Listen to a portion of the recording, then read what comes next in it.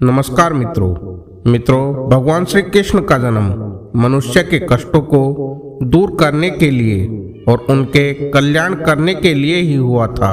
आज इस वीडियो में हम आपको भगवान श्री कृष्ण के जीवन से सीख यानी भगवान श्री कृष्ण के दिव्य गुणों को अपने जीवन में उतारने के प्रयास के बारे में बताएंगे, जिन गुणों को यदि आप अपने जीवन में उतारते हैं तो ये आपके जीवन को सुखी एवं समृद्ध बनाने में मदद करेंगे।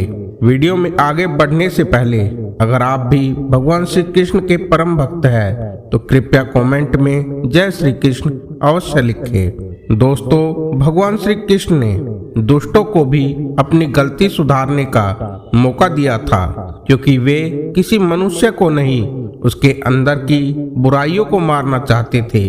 भगवान श्री कृष्ण ने दुष्टों का नाश किया और मानव जाति को धर्म के मार्ग पर चलने की प्रेरणा दी। आज के इस दौर में हम जीवन में एक गुरु की तलाश में रहते हैं जो हमारा मार्गदर्शन कर सके, एक ऐसा इंसान जो हमें जीवन में सफल होने में सहायक सिद्ध हो। कुछ लोगों को ऐसे योग्य गुरु प्राप्त भी हो जाते हैं, किंतु अनेकों बार देखा जाता है कि लोग इस मामले में भाग्यहीन ही रह जाते हैं। वे जीवन भर इसी तलाश में रहते हैं और यह आशा करते हैं कि काश कोई ऐसा हो जो उन्हें यह समझा सके कि जीवन को सफल बनाने के लिए क्या किया जाए, जीवन का एक एक पल कैसे जिया जाए ताकि उन्हें जीवन में कोई दुख न आए और कोई दिक्कत न आए। बात मेरी हो या आपकी, सभी को एक ऐसे व्यक्ति की आवश्यकता महसूस होती है जो उसे जीवन के बड़े फैसले लेने में मदद कर सके।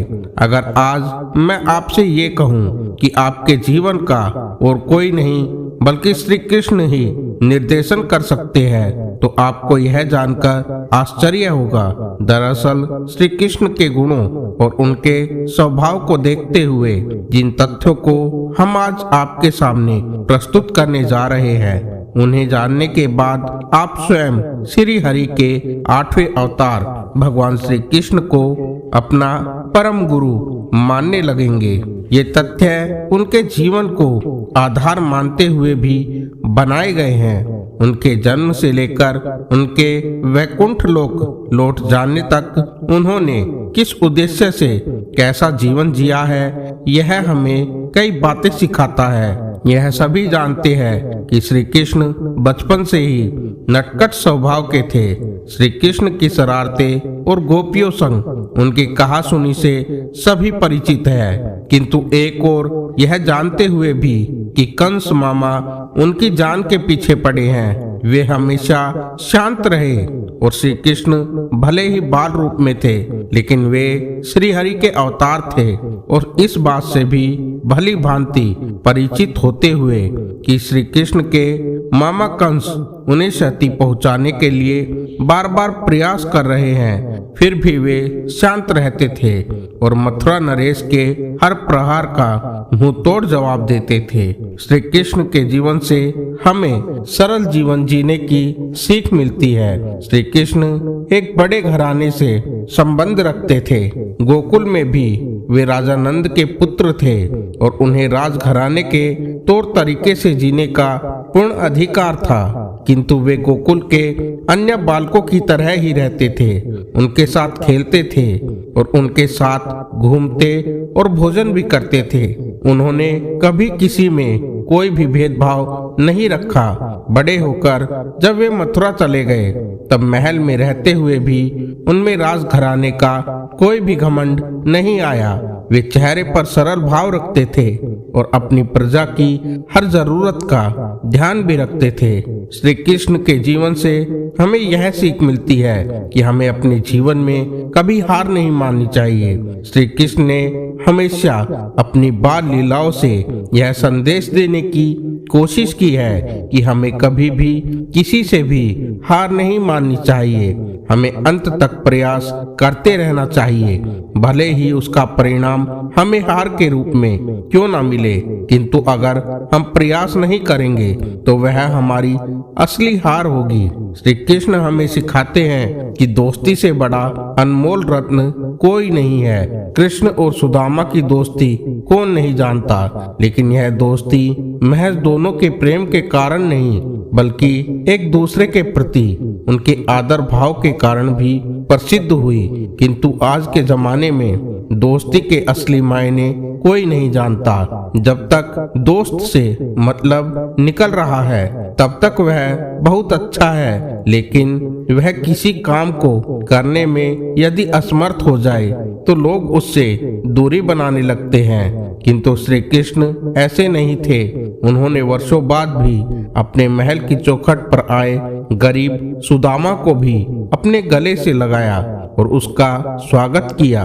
स्वयं अपने हाथों से सुदामा के पैर धोए और उन्हें इतना आदर सत्कार दिया कि इस दृश्य को देखने वाला हर इंसान चकित रह गया।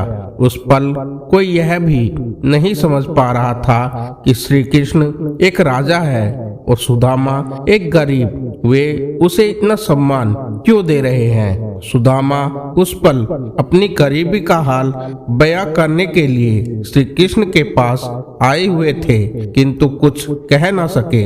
वह अपने मित्र को कोई दुख नहीं देना चाहते थे। लेकिन जब वे महल से वापस अपने घर लौटे तो उन्होंने देखा कि उनका घर अब राजमहल बन चुका था। यह श्री कृष्ण और सुदामा की मित्रता थी, जहां बिन बोले ही श्री कृष्ण सब कुछ समझ गए। श्री कृष्ण कहते हैं कि इंसान को खुद की नजरों में कभी नहीं गिरना चाहिए। श्री कृष्ण आजीवन यह संदेश देते रहे कि दुनिया चाहे तुम्हारे बारे में कुछ भी कहे, लेकिन तुम स्वयं खुद को दोषी मत बनाओ। जिस दिन तुम अपनी नजर में गिर गए उस दिन दुनिया में तुम्हें कोई नहीं उठा सकता। श्री कृष्ण बहुत ही दयालु स्वभाव के थे। श्री कृष्ण एक राजा थे। वे चाहते तो एक राजा की तरह अपनी प्रजा पर शासन कर सकते थे और अपने सभी अधिकारों का आनंद उठाते, लेकिन उनका नम्रतापूर्ण स्वभाव उन्हें यह करने की इजाजत नहीं देता था। वे कहते थे कि जो भी इंसान जीवन में दयालु है, जिसमें विनम्रता है, वह सभी के दिलों का राजा है।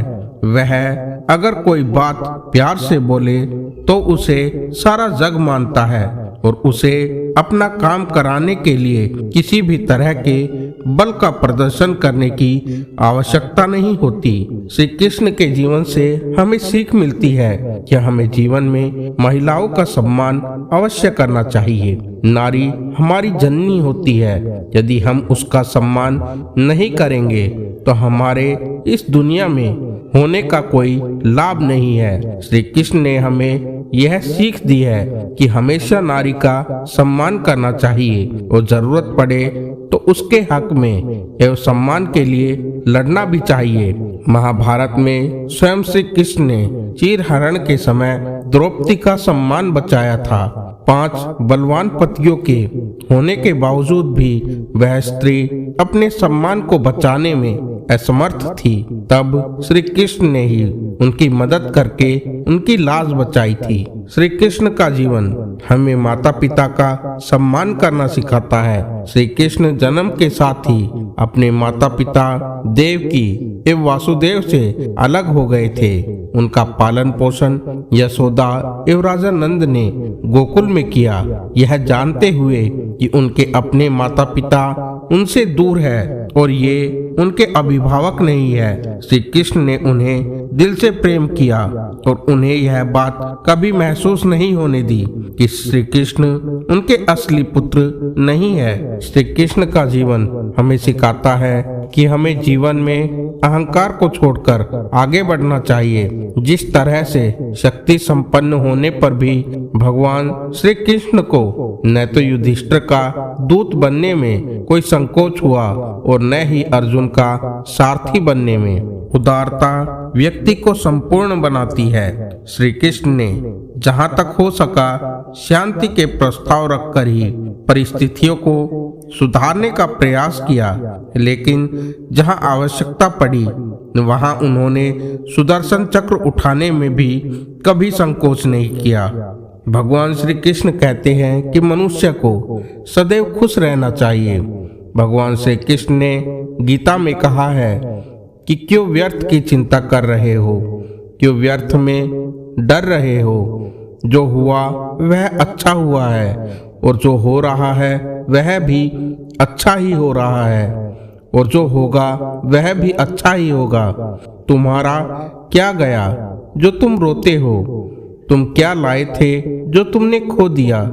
तुमने क्या पैदा किया था जिसका नाश हो गया?